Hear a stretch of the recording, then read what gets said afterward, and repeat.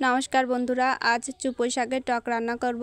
এই যে শাকগুলো আমি ভালো করে বেছে নিয়েছি, পোকাগুলো বেছে নিয়েছি যে পোকা আছে কিনা, আর ভালো করে ধুয়েও নিয়েছি। শাকগুলো কিন্তু রান্না করার আগে ভালো করে বেছে নিতে হবে, এর ভিতর পোকা থাকে। এখন শাকটা রান্না করা যাক। এই যে কড়াইতে তেল দিয়ে দিয়েছি, সামান্য পরিমাণে তেল দিতে হবে। তেলটা গরম হলে এর ভিতর সরিষা দিয়ে দিলাম, আর দিয়ে দিলাম পরিমাণ মতো লবণ। এখন শাকগুলো দিয়ে দেব। শাকগুলো কড়াইতে দেওয়ার সঙ্গে সঙ্গেই কিন্তু কমে যাবে। শাকটা রান্না করতে কিন্তু খুব বেশি সময়ের দরকার হয় না। এই যে এখন পরিমাণ মতো হলুদও দিয়ে দিলাম, দিয়ে এই দেখুন নাড়াতে নাড়াতেই কিন্তু শাকটা কমে গেছে।